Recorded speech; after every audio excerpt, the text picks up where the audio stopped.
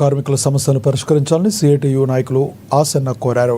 మంగళవారం ఆదిలాబాద్ పట్టణంలోని జిల్లా కార్మిక శాఖ కార్యాలయం ముందు building and other construction federation CITU ఆధ్వర్యంలో కార్మికులతో కలిసి ధర్నా నిర్వహించారు. జీవో నెంబర్ 12 సవరించి వెల్ఫేర్ బోర్డు ద్వారా కార్మికులకు సంక్షేమ పథకాలు అందించాలని పెద్ద ఎత్తున డిమాండ్ చేశారు. అలాగే భవన నిర్మాణ కార్మికుల కార్డులను వెల్ఫేర్ బోర్డు రెవెన్యూలు చేసి అందించాలని తెలిపారు. ఈరోజు Telangana building and other construction federation ఆధ్వర్యంలో రాష్ట్ర వ్యాప్తంగా భవన నిర్మాణ కార్మికులు ఎదుర్కొంటున్న సమస్యల మీద ఈరోజు డిసిఎల్ కార్యాలయం ముందర ఆదిలాబాద్లో ఈ యొక్క ధర్నా కార్యక్రమం చేపట్టడం జరిగింది. ధర్నా ఉద్దేశము ఏదైతే ఉన్నటువంటి భవన నిర్మాణంలో ఉన్నటువంటి కార్మికులకు ఏదైతే 300 పైన డబ్బులను ప్రైవేట్ కంపెనీలకు ఇవ్వడం జరిగింది.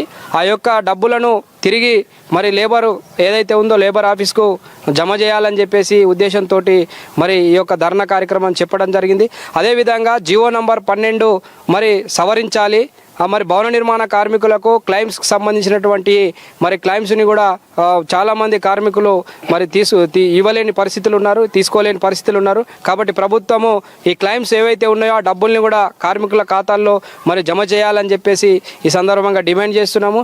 అదేవిధంగా భవన నిర్మాణ కార్మికులు దాదాపుగా జిల్లాలో సుమారుగా 7,000 మంది కార్మికులు వెల్ఫేర్ బోర్డు కార్డు తీసుకున్నారు. కానీ ఇప్పటి వరకు వాళ్ళ కార్డులను రెన్యువల్ చేసే దాంట్లో చేయడం లేదు. ఖచ్చితంగా ఏదైతే భవన నిర్మాణ కార్మిక రంగంలో పనిచేసేటువంటి కార్మికులను వెల్ఫేర్ బోర్డు కార్డులను తక్షణమే ఇవ్వాలని చెప్పేసి రెన్యువల్ చేయాలని చెప్పేసి ఈ సందర్భంగా ఈ ప్రభుత్వాన్ని డిమాండ్ చేస్తున్నాము. అదేవిధంగా కార్మికులకు అనేక సమస్యలు ఉన్నాయి. ఇవాళ పని ప్రదేశాలలో కార్మికులకు వచ్చేటువంటి ఏవైతే డబ్బులు ఉన్నాయో ఆ డబ్బుల్ని తక్షణమే కార్మిక ఖాతాల్లో వేయాలని చెప్పేసి ఈ సందర్భంగా ఈ ప్రభుత్వాన్ని డిమాండ్ చేస్తున్నాము. ఏదైతే ఉన్నటువంటి జీవో నంబరు 12 వెనకకి తీసుకొని సవరించి ప్రైవేటు కంపెనీలకు అప్పచెప్పే కార్యక్రమం చేస్తుంది కేంద్ర ప్రభుత్వం. తీసుకొచ్చినటువంటి కేంద్ర ప్రభుత్వం కావచ్చు, రాష్ట్ర ప్రభుత్వం కావచ్చు, దీన్ని ప్రైవేట్ కంపెనీలకు అప్పచెప్పడం జరుగుతుంది.